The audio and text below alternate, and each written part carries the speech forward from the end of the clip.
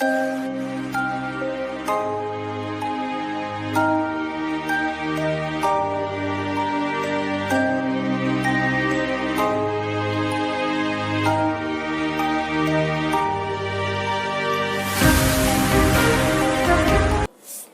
भारती की online class में आप सभी का स्वागत है।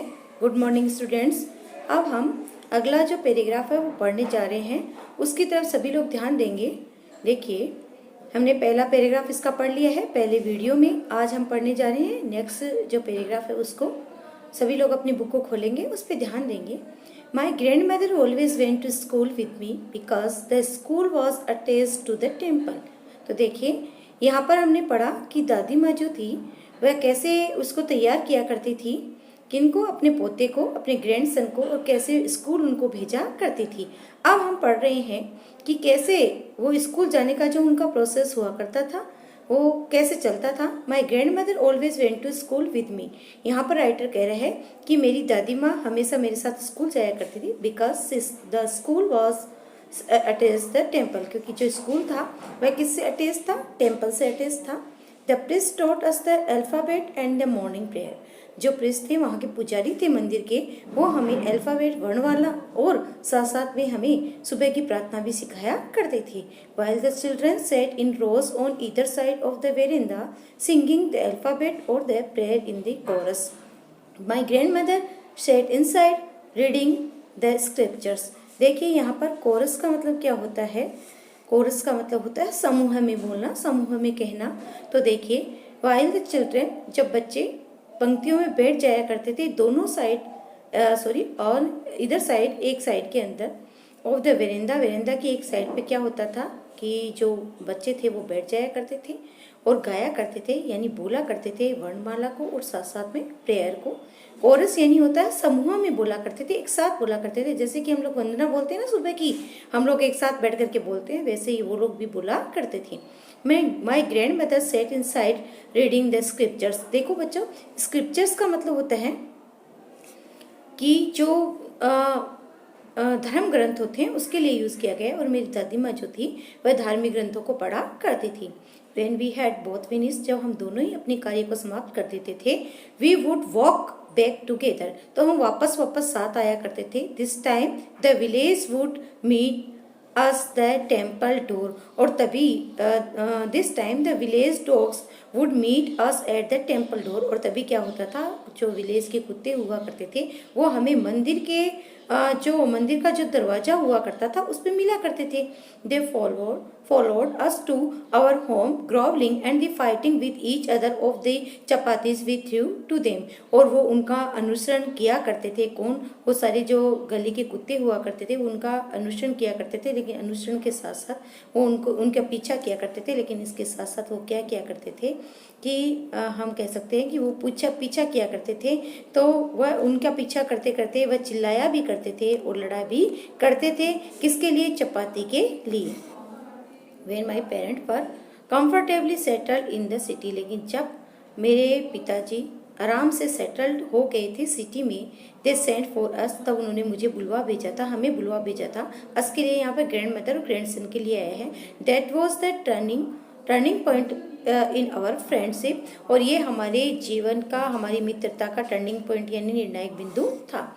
ऑल दो we shared the same room, यद्यपि हम एक ही रूम को शेयर करते थे। My grandmother no longer came to school वाई विद मी, लेकिन अब दादी माँ मेरे साथ स्कूल नहीं जाया करती थी। I use to go to an English school in the motor bus, और मैं क्या करता था, हमेशा इंग्लिश स्कूल में जाया करता था वहाँ पर सिटी में। और किसके द्वारा जाया करता था? बस के द्वारा।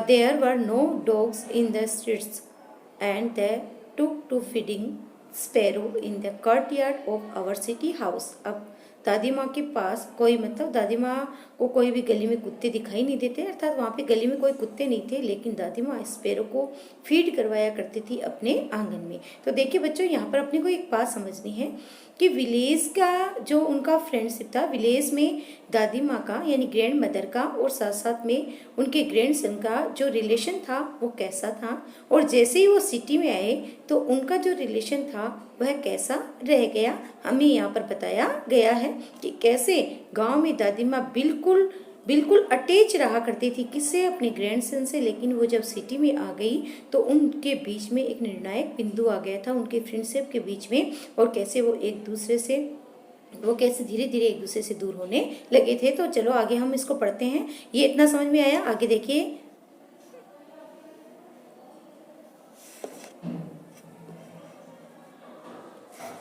As the years rolled by, we saw less of each other. जैसे जैसे समय बीतता गया हम एक दूसरे को कम देखने लगे। We for some time she continued to wake me up and get me ready for school.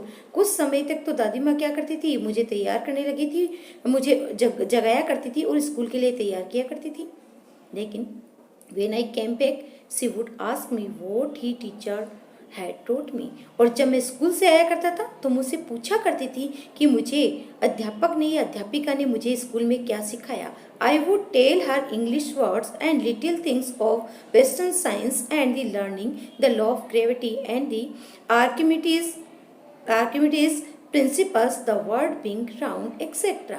I would tell her, मैं उनको बताया करता था इंग्लिश के शब्दों के बारे में और पश्चिमी जो विज्ञान है उसके बारे में, उन्होंने क्या सीखा उसके बारे में, गुरुत्वाकर्षण शक्ति का जो सिद्धांत है उसके बारे में, और आर्किमिडीज के सिद्धांत के बारे में, और ये भी बताया करता था कि ये संसार पूर्ण रूप से क्या है, गोल है।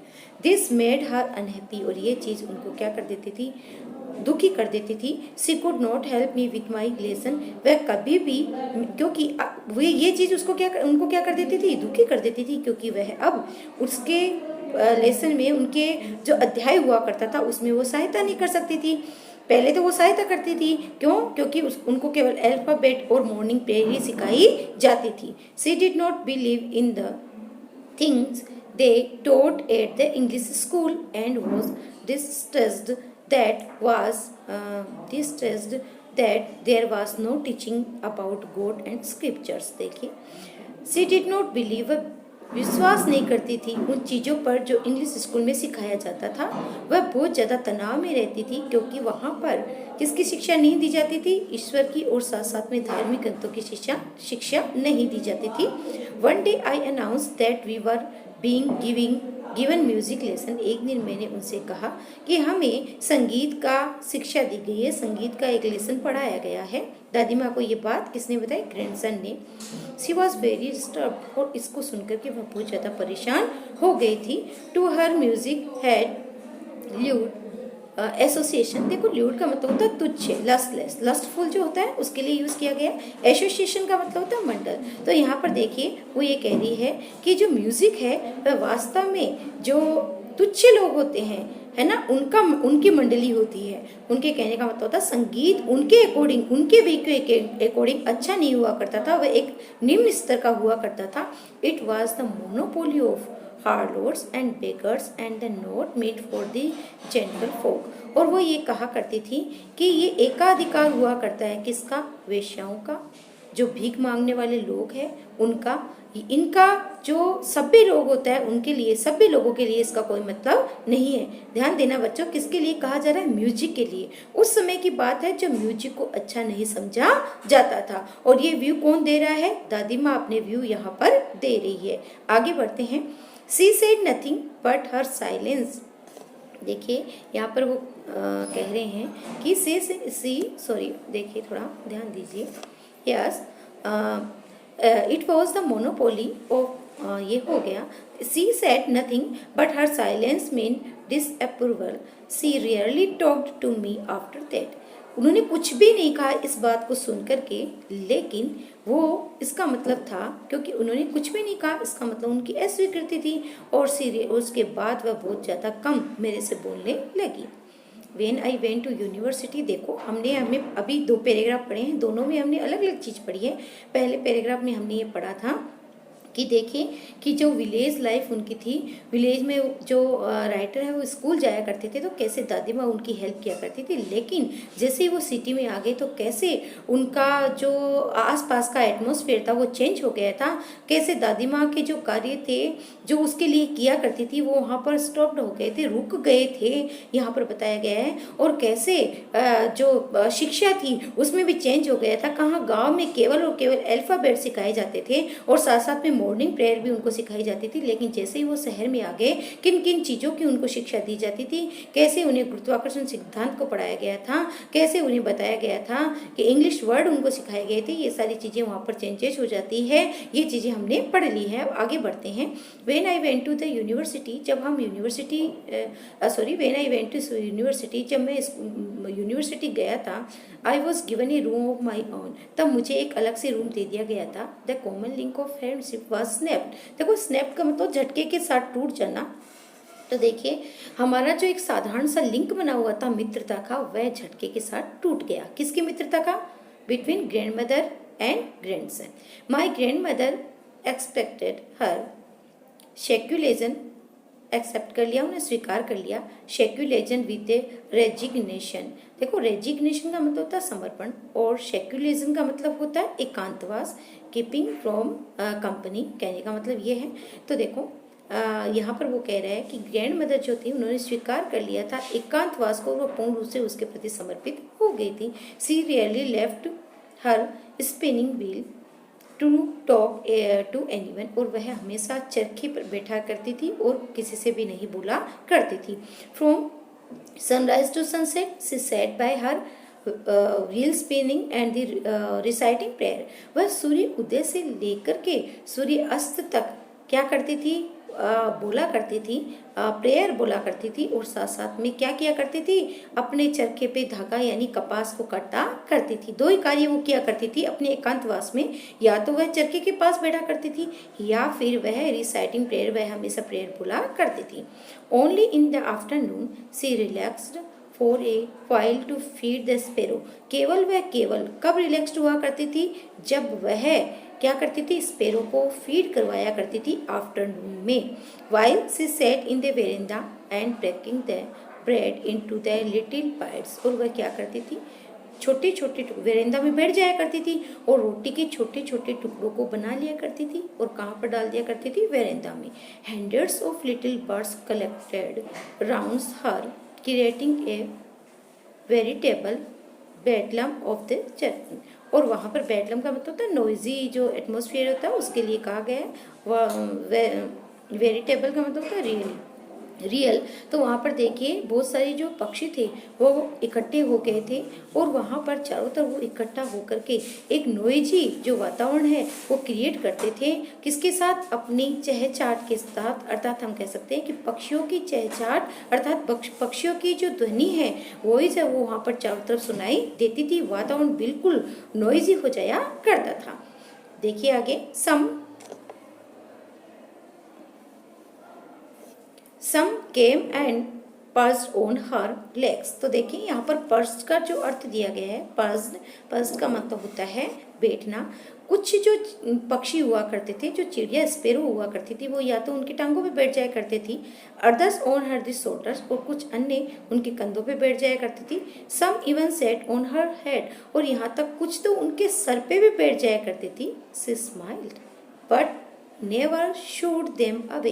वह हंसती जरूर थी दादी माँ, लेकिन कभी भी उनको छिड़कती नहीं थी। कहने का मतलब उनको रिबूक यानी उनको शू करके, मतलब उनको कह सकते हैं हम, उनको वो इशारा नहीं किया करती थी कि वो वहाँ से उड़ जाए। It used to be the happiest half hour of the day for her, और ये उनके जीवन का जो आधा घंटा हुआ करता था वह सबसे इम्पोर्टेंट हुआ करता था। उनके खुशी के सबसे इम्पोर्टेंट ये जो डे का पूरा जो डे पूरा निकल जाता था उसमें सबसे सुंदर और सबसे जो अच्छा उनके लिए क्या हुआ करता था? ये घंटा हुआ करता था जो उन्हें क्या करता था? बताया करता था कि उनको ये बताया करता था कि वास्तव में ये दादी माँ किससे ज़्यादा खुश रहती है। तो देखो बच्चों, हमने यहाँ पर ये आज पढ़ा कि फर्स्ट पैराग्राफ में हमने ये पढ़ा है कि कैसे जो दादी माँ थी वह विलेज में कैसे अपने ग्रैंडसन के साथ रहा करती थी, कैसे उन्हें स्कूल के लिए तैयार किया करती थी, यहाँ तक कि वो उनके साथ स्कूल जाया करती थी। वो पूरा का पूरा अपना समय साथ साथ में स्पेंड किया करते थे। लेकिन जैसे ही वो सिटी में आए तो उनका जो सारा शेड्यूल था वो चेंज हो गया था। अब जो पोता था, ग्रैंडसन था, वह मोटर बस से स्कूल जाया करता था और वहाँ पर वह इंग्लिश वर्ड को सीखा करता था, अन्य अन्य प्रकार की जो चीज़ें थी उनको सीखा करता था। कैसे दादी माँ ने अपने को सेक्युलरिज्म कर लिया था, किसके कारण कर लिया था कि जब उन्हें पता चला था कि म्यूजिक की क्लास भी जो राइटर है वो लेने लगे थे, इससे वो अनहैप्पी हो गई थी क्योंकि वह अब उनके लेसन में सहायता नहीं कर रही थी और वह एकांत में होकर के क्या करने लगी थी, वो स्पिनिंग व्हील करने लगी थी, रिसाइटिंग प्रेयर करने लगी थी।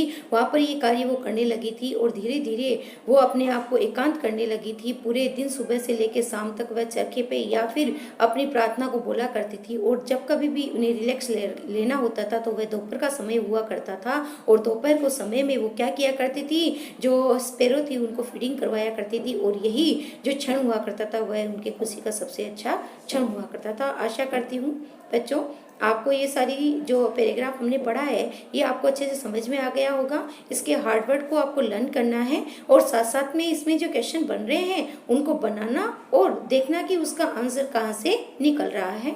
Thank you.